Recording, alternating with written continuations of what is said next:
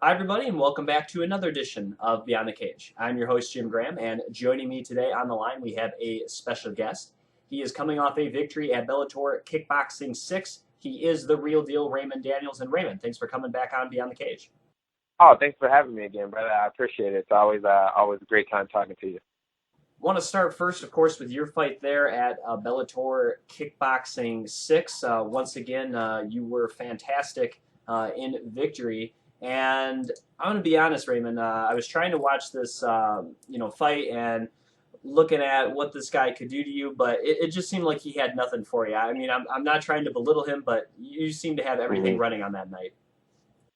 I think everything was clicking on all cylinders that night for me personally. I really was actually looking forward to fighting him because I got a chance to really watch some video of him and some footage and some things like that. So I actually felt really good. The time adjustment. People sometimes only see the fight, so they don't see what fighters have to go through when you have to travel to say Australia or Brazil or Italy or Hungary or Budapest. So they don't see that part of it. But that particular night, I felt great. Everything was going well. The guy actually had a really good tool set from what I watched in the video, and I saw the fights where his strengths were. I think the thing that worked well for me is just people don't understand my style of how I fight. And then with me mixing down the Muay Thai with the leg kicks and the knees and my karate background, I think it was overwhelming for him, and I think that's why he didn't really get to display the skill set in which he's capable of doing. Also, you add in, even though you got the knockout, it was in the third round. Were you surprised at all as, I guess, how well he was able to take those shots for a while? Because, I mean, for a while there, I thought, man, is he going to last the full 9 minutes? You were throwing everything but the kitchen sink at him there.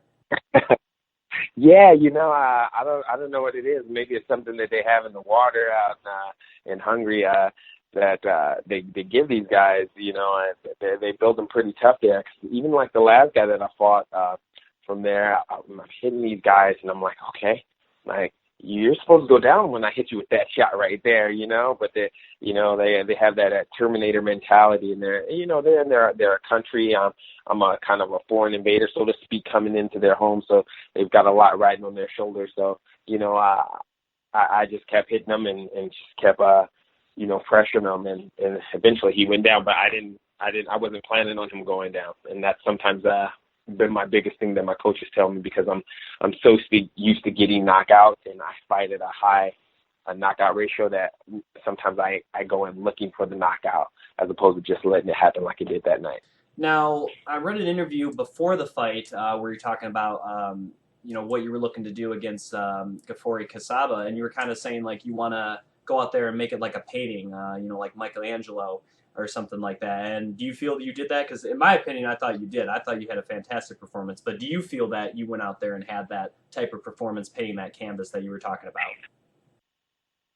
Yeah, what I wanted to do is go out there and show the skill set that I've been working and to paint a picture of, and showcase to everybody what like kickboxing really looks like in its purest form, and what stand up fighting looks like, and I felt like I was able to go out and give a little bit of that. I still have a whole lot of colors, so to speak, that I haven't used on future pictures, but I think that was a good display of what it is that I want people to perceive Bellator kickboxing as.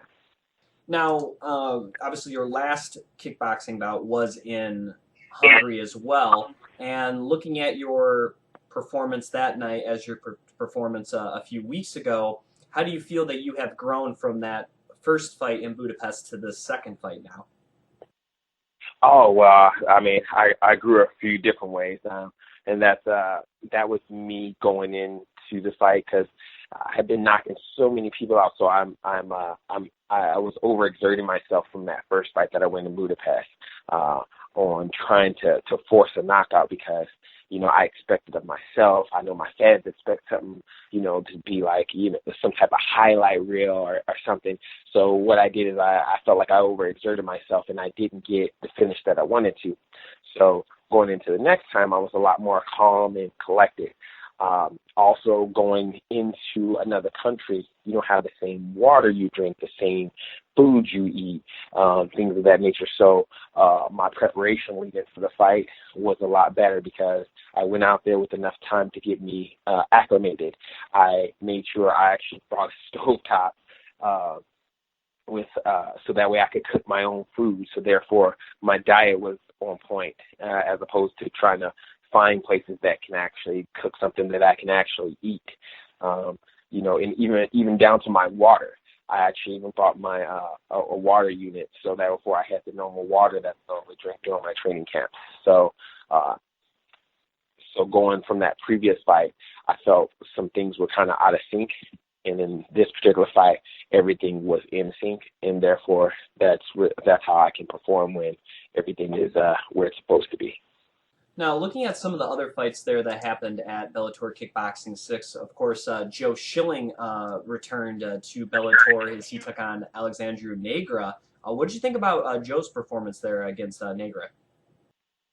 Oh, Joe's the man. I had good pleasure and fortune of hanging out and sharing the locker room with Joe at that particular event, and we're back there giving each other notes on going out there and fighting and stuff like that. So we're back there giving each other a little seminar pre-fight warm-up and stuff. So, but Joe's a machine. He's what the sport needs. He's a guy. That's hungry, and he just doesn't really care. He's ready to go out there and bang with any and every fighter on the planet. He doesn't care who the person is. I even saw him even throw a spin kick out there. I was like, Joe, spin kick. He threw the spin kick, so I was pretty excited that he threw the spin kick in the fight. But I think he's an awesome attribute for Bellator, and I think he had a great fight that night, and he looked good. So it's good to see him back in his winning column and winning streak, getting back alive and stuff like that. But he's an awesome fighter. Now, once again, much like the last time you were in Hungary, Zoltan Lazic took on Kareem Ghazi for the Bellator welterweight title. This time, however, it went towards Ghazi as he takes the rematch, and again, a super close fight, maybe even closer than the first one. How did you see this fight, Raymond? Did you agree with the nod to give Ghazi the win this time from the judges? I always think it's really complicated sometimes when you have like a championship fight that goes to a decision and stuff like that. That's why if I kind of look at my resume, I don't like to leave it in the hands of the judges. I like to make it unanimous, because if the guys land 10 toes up, as people say, there's no doubt that I won that fight. I thought it was a good match. Those guys have two styles that go well, and will, if they fought 100 times, it would be 100 decisions, and we'll probably go 50-50 and go back and forth, because they have a style that matches up well with each other. So it's every time they go in there, it's like a war. You know what I mean?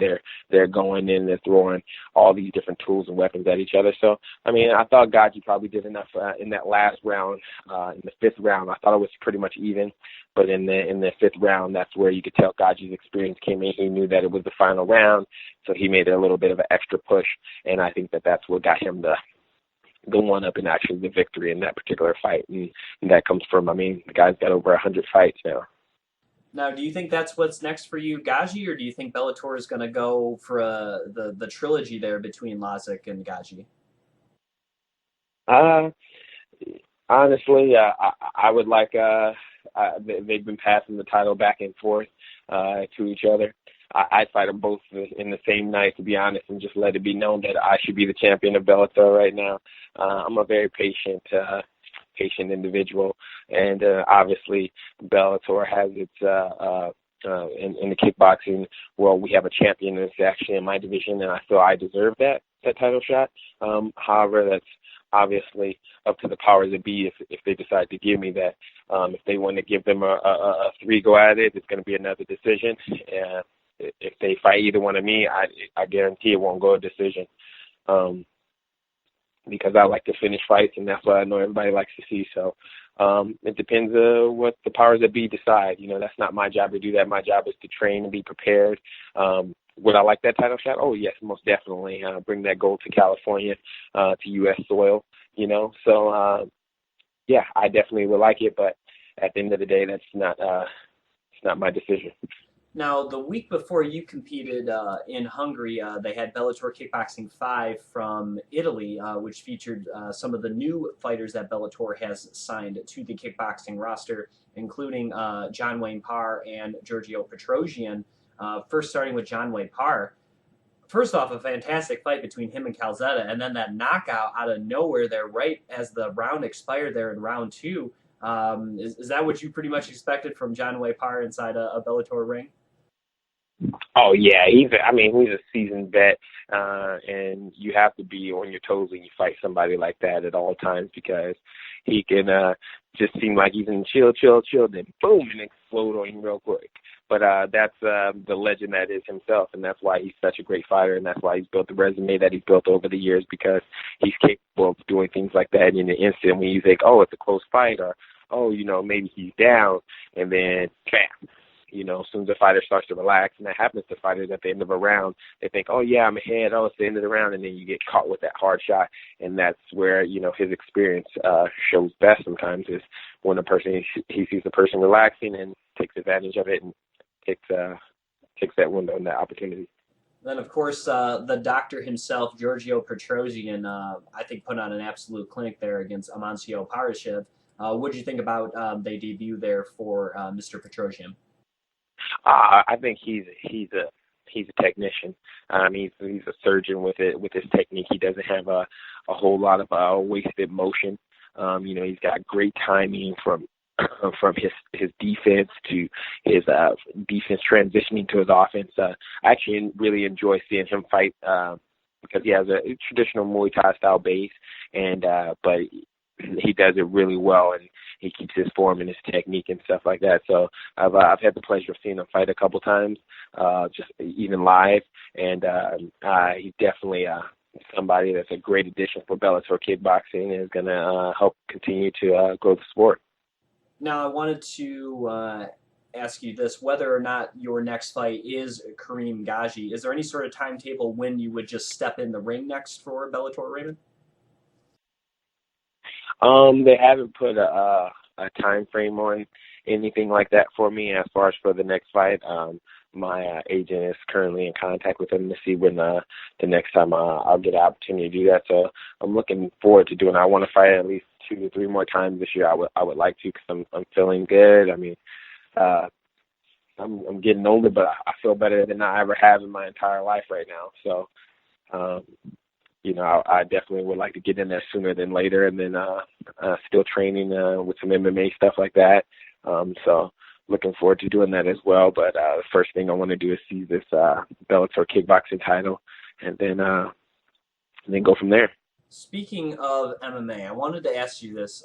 There's a fighter in the UFC. He just made his debut by the name of Mark Diakazi, if I said that name correctly. And now he didn't win by this technique, but when I saw it, I had immediately thought of you. This was back in March. He ended up knocking out Timo Packalin, if I said that correctly. He threw a tornado kick, and I think other than you, is the only one I've seen throw it with like flawless technique. He didn't win by that, but he ended up knocking out the guy anyway with a right hand. But I was wondering, did you see that kick, and did you think, oh, is he trying to copy me here with the tornado kick? No, I didn't see it. I guess since sometimes people are sending me certain things, I don't think I've seen that one. I've seen a couple of people throw like a spin back kick or spin hook kick and stuff like that. I think it's really cool that people are starting to throw those types of techniques because people look at them as like, oh, that spin kick, that's a flash kick. That tornado kick, that's a flash kick. It is. It's a high risk technique, and if you mess up and you miss, you're in trouble. You know what I mean? So you can put yourself in a really, really bad situation. If you look at like what happened with Whiteman versus Rockhold, he threw a spin kick and put himself in a bad situation. However, it's risky, but in high yield, but it has a lot of power behind those type of techniques. People don't realize the force that comes with a tornado kick or with a spin kick. They are the most powerful striking techniques that you can actually throw because you're actually spinning. So you're creating so much torque. So you have a whole lot of power. So it is high risk, but it's high reward at the same time. But it is great to see people trying to use or learning into using those techniques and actually applying them on the professional level, you know? Now, of course, I'm sure you saw this news, Raymond. Former Glory kickboxer and just overall one of the best in the sport, either heavyweight or light heavyweight, Gohan Saki has decided to retire from Glory a few months ago and is now signed with the UFC and has been saying, quote, "It's the best investment the UFC has made since Conor McGregor." What do you think about Saki signing with the UFC, and how do you think he'll fare with some of the gentlemen there at 205 pounds? Well, I don't think there's been he fights at 205, right? Is it at the heavyweight or is that the light heavyweight? Light heavyweight. I mean, I guess he could fight a heavyweight, but I think most people think he'll probably fight at 205. I think he'll actually do really well. Just depends on obviously matchup wise and stuff like that. Like, you know, if he fights somebody that's like Cormier, who's the current champion, I believe in that division, correct? You know, unless he's really worked his wrestling, you'd be great at stand up, but you know, if he's taking you down, you're not able to use your craft well. So I think he'll definitely have to work on that. But he definitely has the knockout power to of like a Rumble Johnson to definitely, you know, change that. And so I think that he's definitely a great addition. But then they have a great athlete if he gets his stuff together. And John Jones, I think he's one of the best to ever do it. But he's got his own personal issues that he's kind of dealing with and stuff like that. But he should be fighting, I believe, here in Anaheim, right around the corner from me in California. So we'll see if he even has the title there. Now, a guy that you're familiar with and done some training with, he recently made his Bellator debut, that being Rory MacDonald, as he dispatched Paul Daley rather quickly there in London with a second-round submission victory. What do you think about Rory's performance there over in England? Oh, my gosh. Rory's the man. I mean, Rory looked absolutely great. I mean, it looked like he was in phenomenal shape.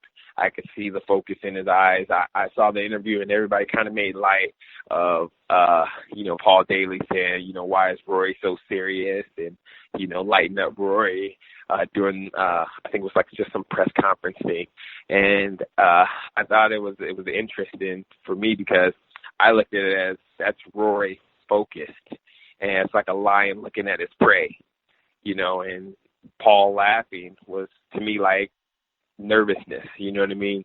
Like uncertainty. If you look at Rory's resume, Rory has beaten the best welterweights on the planet. I've had a great chance to spar with Rory, hang out with Rory. Rory is a scary dude. Like literally, like just in his fighting style, when he's focused and when he's ready to go, you don't like. I'm glad he's my friend, and if we're in a dark alley, I know he's got my back. You know what I mean? And you know, I thought, I mean, he basically had a flawless victory into London. He went into someone else's backyard, and he was surgical. I think for Bellator MMA, Rory is by far the best pickup that Bellator MMA could have ever made because, like I said, he's one of the best welterweights on the planet, and he's great in every aspect, from striking to grappling to wrestling. So I think he's one of the most well-rounded fighters in the world. Now, a guy that was supposed to compete on that card over there in England was Michael Venom Page. Most people just call him MVP. Now, you know, you said you obviously want to get the kickboxing title, but, you know, you have thought about maybe trying some MMA. Regardless of the arena, whether it's a cage or a ring, is fighting MVP something that interests you, Raymond? I call him Mike because I know him pretty well. I've known him since he was younger. I know Mike kind of grew up like watching me and stuff like that. So I don't necessarily have a thing for Mike or to fight Mike or anything like that.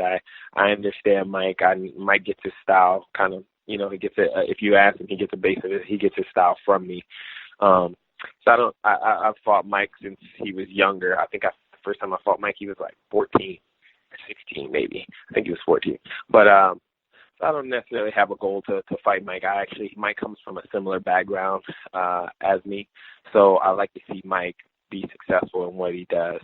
It's kind of like if you have somebody that comes out from the same gym as you or the same, you know, town as you, do you necessarily want to fight that person? I mean, if we ended up having to cross paths, then so be it. But I wouldn't necessarily go out and look to fight Mike just because I want to see Mike be successful with the style that he uses, because it's a similar style and background that I come from. So I've got a lot of respect for Mike. When I go out to the UK area, I hang out with him when he comes out here. We hang out and stuff like that. So, I mean, like I said, if we ever cross paths, then so be it. But I don't really have a thought that, oh, yeah, I want to go out and want to fight him or anything like that, if that answers that question.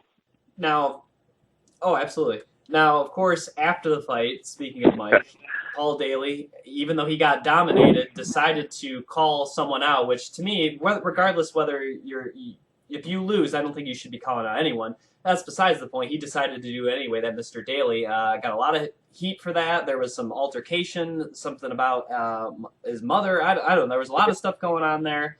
I don't know if that fight's going to take place. He got people excited about it, so I guess there's one thing. But, what do you think about, Paul calling him out and obviously the possibility of those two meeting sometime later this year? Honestly, I'm not really a huge fan of Paul. I don't really know him personally, so it's nothing personal against him as a person or anything, but I don't know him just from what I see on the outside looking in, so I can't make a direct comment on who he is as a person, But from me outside looking in, like you said, I don't think you deserve to call somebody out after you just lost a fight.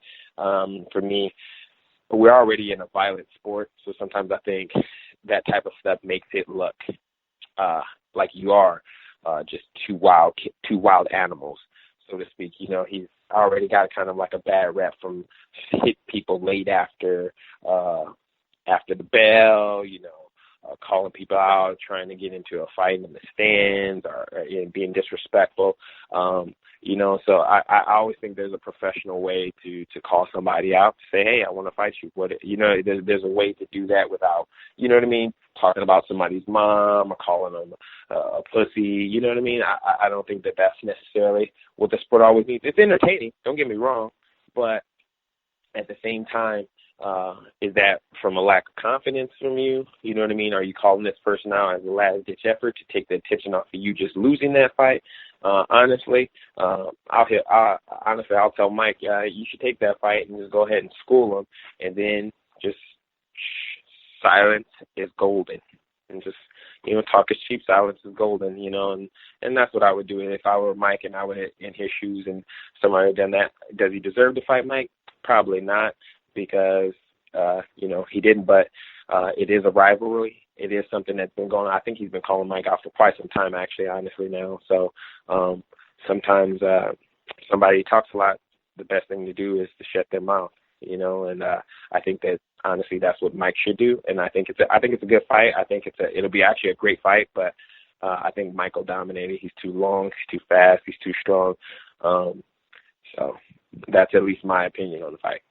Now, of course, through talking with you several times, I found out that you're a big fan of Superman. Now, I know a new Superman movie is not coming out for a while. He should be in the Justice League later this year, but Wonder Woman is coming out this weekend in theaters, and I was wondering if you're excited or interested at all in seeing the first live-action Wonder Woman movie.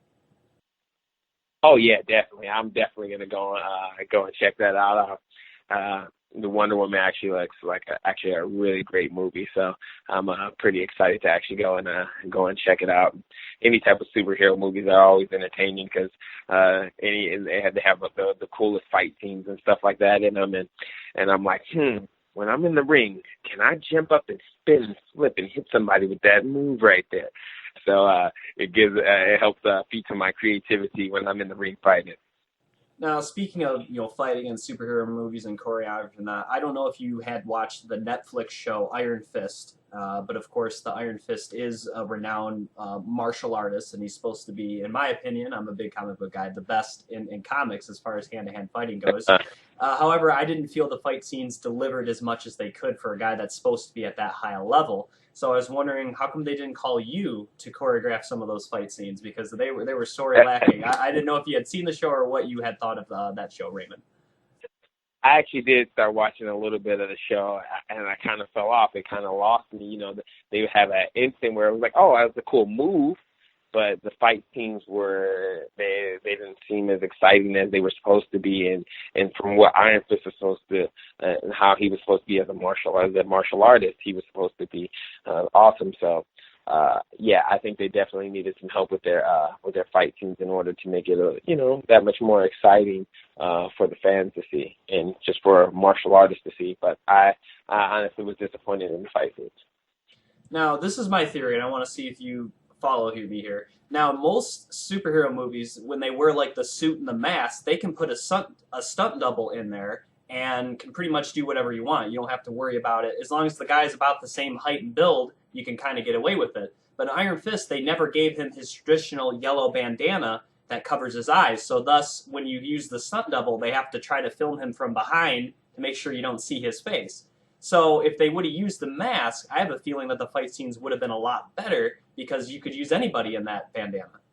Yeah, I think that's what it boils down to, is like you can actually find a true martial artist, which sometimes that's always where it gets me. It's like they don't find some of the most elite martial artists to do some of these shows and some of these movies, people that are already capable of doing everything that it is that they're already looking for. I know they do have to find a certain look that they're looking for the movie to fit the character, but I think they should have added that, and it would have, if you look at like what happens in like Daredevil and Deadpool and stuff like that, those guys are capable of doing those things because they have a mask on, so they're able to switch, stunt doubles in and out. And I think that would have gave Iron Fist a lot more light. He is Raymond Daniels. You can follow him on Twitter at RD_GOAT. And Raymond, thanks again for coming on the show. I really appreciate it. I look forward to you competing later this year and hopefully soon.